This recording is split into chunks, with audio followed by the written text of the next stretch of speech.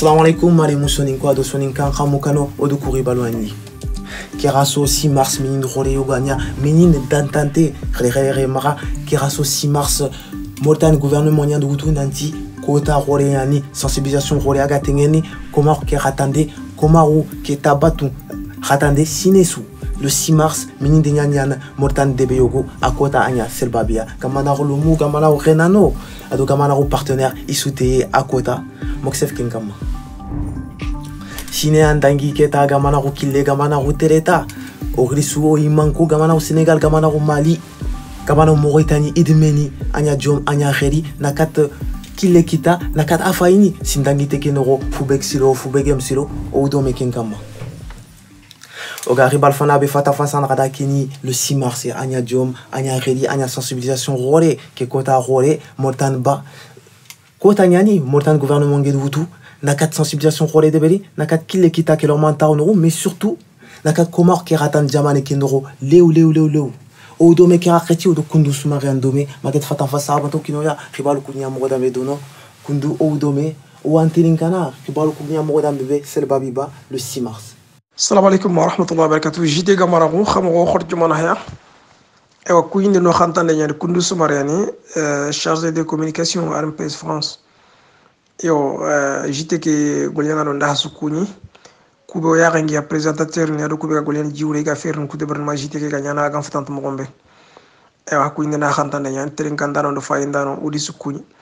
yo si marche dangi te kebe de beron lo ga digal mana terna karanga yo gali digam funcu be sakara o ga mulat mun nafa ngori o do ko jamani takandi yo si marche ko nant mortani yirgi yo comme ko simate journée be gane sinesu son don qase ñan ko ko mbatten qatande Mauritanie jamane be gane Mauritanie yirgi deberi girima a capitale Selibabi si mars danginteke yo gil le 5 mars 4 le 6 le 5 mars tareña yo ga ko formation nya gane kita ku be ni gal wanu kutu wa luwani kara do sharia kara ko ma ko ke dagante fet mo ko mbadi batunsu surtout Mauritanie wori khara fini no nanti almam dantanto kube jamane no comme reconnaître ngani concours ndanga comme visibilité ngimara ado ngi taak mo nga comme luwani kara iga cadre keno nga iga ngi luwani cadre no jamane ngi convoquer no nga yo ngi di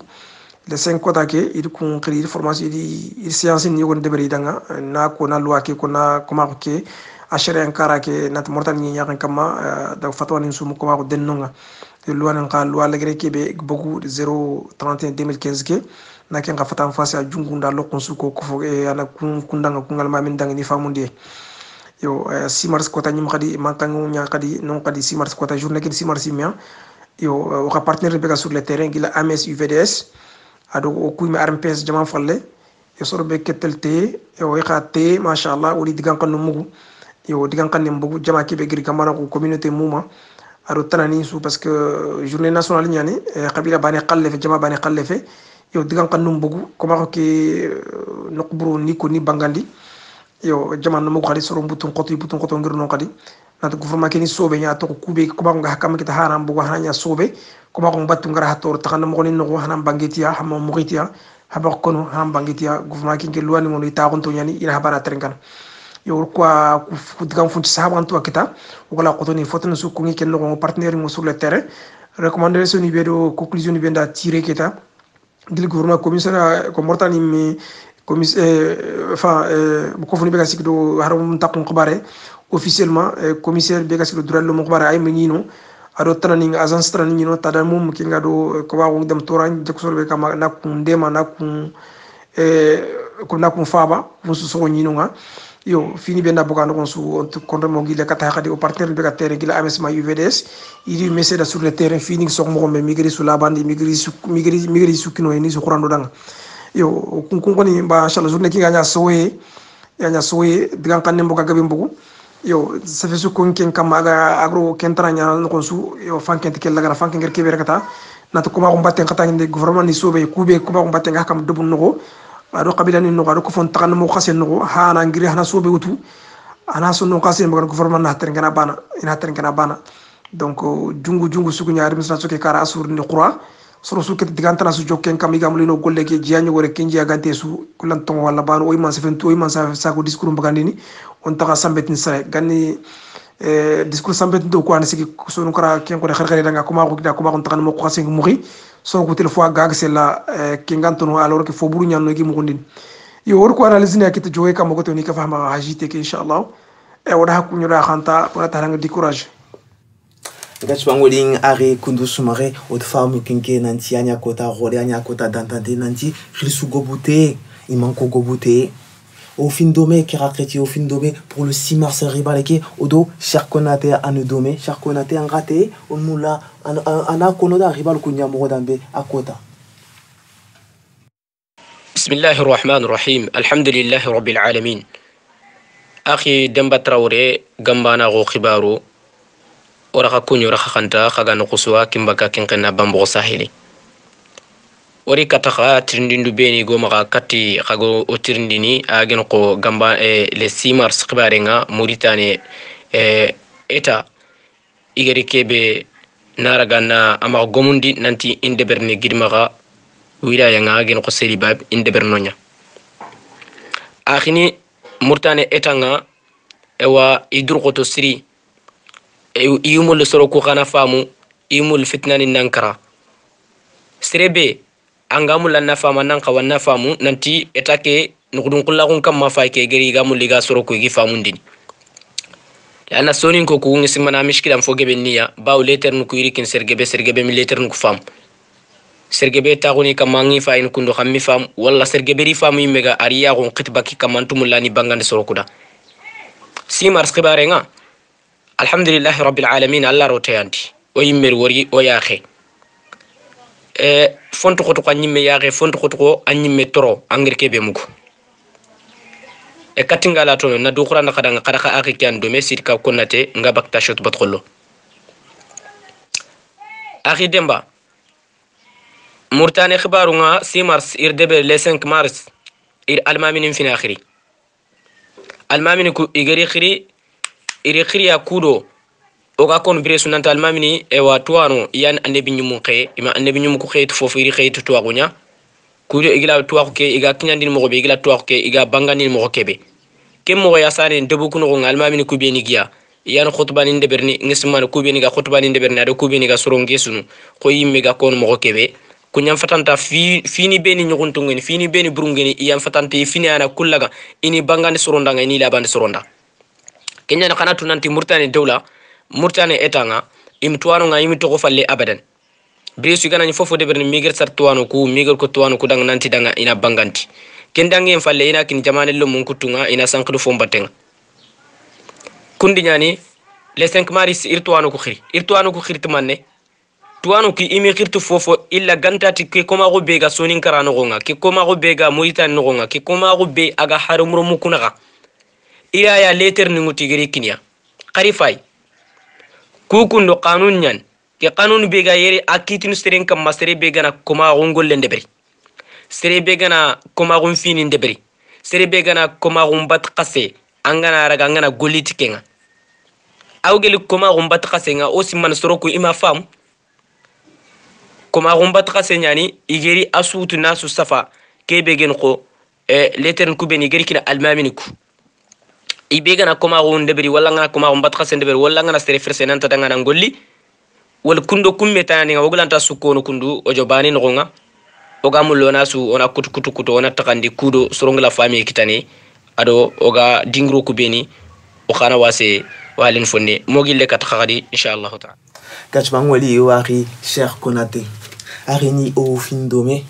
kubuto danginto menin sarabanto menin rore assemblée générale gamana au Sénégal gamana au Mauritanie gamana au Mali kunyanya anya jom anya redi imanani nanti sinekenero goluko benik solo fubera agamisiro e shinkuma kebegalini iga tereta beutu iga kille beutu iga golube de bendi on jopan ado gamana au Mauritanie odo soninke facile andome Ousmane Traoré on a telinga Yo kondunya ni Demba Traoré roxasu kuni gambana ko xibaru ncu kuni terenga ncu kuni bon proga di résumé ni bekita nanke ma RMPS gadi bot ko sapeke be deberi nanke ma foy dumbenga ke dimanche dangente ya kaso ke tamundo banenga nanke ma go jebetundo bekita xibaru go bu passé olanta su kono on fois jebetin bakita oni ikina khaya nanke ma jonko benga khadanga nanke ma deberi santo nya ko foy dumbe nanke ma sal ke di khoromo sal ke fogwa depo nanke ma la salle était pleine anankema à craquer donc serenge belli anankema yugulli yakharulli anankema gambana yakharulli fene anankema isore idmar mission chorodanga anankema imarunga wule min khunu tari donc gede maro ko sorokunga kat gollenga jopen finanu odon kompaga anankema chebunya finanu ogo chebu lirite falle yani anankema botungu joppe anankema oy gambana yakharu mamana igol gol khore bede berodanga donc botungu joppe ke tangenkunga anankema RMPS khore nanke ma gay Traoré o sel babin ke nga diga mengutu akunyindi adi sympathisant nju kunya di sumama soro beni ke gollungara igeri golle igeri te nanke ma assemblée générale ke kunga donc on a ko nanti assemblée générale ke sine su in debernia pour que ga bilan deberni nanke ma khibaru beni ke passé nanke ma sin karinte ke igeri dépense khoro be deberi ado khalis kutube to kitunga in Kenya deberni in bilanya deberni kunga donc kunga on a khasimanta nanta RMPS kunga RMPS andi gambana ko sara donc debergil 2010 ya nanke ma arni kati nchuchet nyanta association nyanta nanke ma igeti fankene pour na rohma nda ko baga sonin kara nanke ma sonin kara koma ko ado nanke ma kuma ko batburunga ini bogu sonin kara ya wala Kenya nkasofo nandaga gambana ko sara gambana ko Kenya forum nya soronga oga sefena kamaya ogodi sorgobu matande khibare ke ya kempal quand même RMPS adala ag créé donc akati no ko kan ke kunwacha donc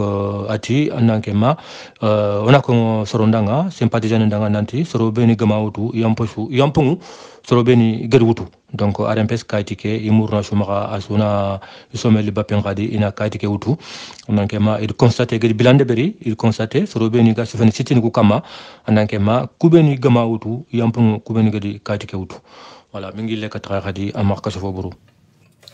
Gachmangoli Ari Ousmane Traoré Soningue facile watkida tengen kati gambana Malia rassemblement général anya jom anya redi khadamante khalfunefe odo maget konate anodom wodo xibaare be gere kat xayke koye yo tinia xere ñani bari gambana yugu Mali idi meñi ke samedi danginte kengo gomo mois de mars ke tamunga yo Jamali au content il se fait fini beni dangi ado fini beni garini alhamdulillah i kotuna me famu nanti gambana ko no foy fo ana gat atretan serenyani ini kambana ndaga inti ile ni falle awa fube khay gatelle ganti ile ni falle aga dallo on battenke ngalla gela gana ni soro yogon kum khay nanti lenki e gambana ko no kille fu trende nya kamay e ana ko ida nanti on takhille kafu kama o ga kille kebe kama kille ko labante nyen puisque kota su sere nyen ke fini gambana kille mungo boyinga iyo ke menyi do ko nanti gambana re munga idru khoton taunga na ko nanti iro kebe gamay i deber ni sange kamay puisque igir menyi i se fait fube ni gidangi khibaro beni goma khay Mali no ngalenki yo o yimeni gitu sere ngebe gitu fube geno ko janju meni khibaro tringamare na fegi khibaro draman ne horeni yo problème beni ga dono na halini yo il se fait kunga mai lenki oytu nanti gambana treta ngatelle mo ko kebe e alhamdulillah rabbil alamin ona la nyagna alla ganna kenje betindia alla ganna kenji Kachmangoli ingidanya gale maget konate wantigan o amaman o tingen kati gambana au Sénégal fini nyamo damebe rassemblement keba o doit rien domé Adama Koulibaly chargé de relations extérieures gambana au Sénégal Ari o domé on mono nantindia assemblée générale Sénégal anya mo agnya mo damebe assalamu alaikum Demba Traoré gambana ko khibaru khadaka xinyan domé Adama Koulibaly inata Hadam Daoud Sumba na mbogu muderi ngani chargé de communication et des relations extérieures ASEP association des Soninké du Sénégal pour l'égalité et le progrès gambanahu Sénégal demba khibaru ya roma khaya wori odigri katakaya ogotona gambanahu dam manchu tuindia na tuguti le 10 mars danginte ke gambana du Sénégal o dumeni o taxu o taxu o sefto carte ni xibare nga carte ni ngawtin condition yi beni certaine beni xamma na wutu Europe yere ma Afrique o sef gambana khu o bangani ku gambana khu gane kebe o gankawa ona tuindo ahni beniga o bangani na tuguti gambana khu fati fitna gambana khu fati gadange gambana khu fati keinde gambana khu niya alla kille nyani gambana khu rene o su gambano o suna nyoko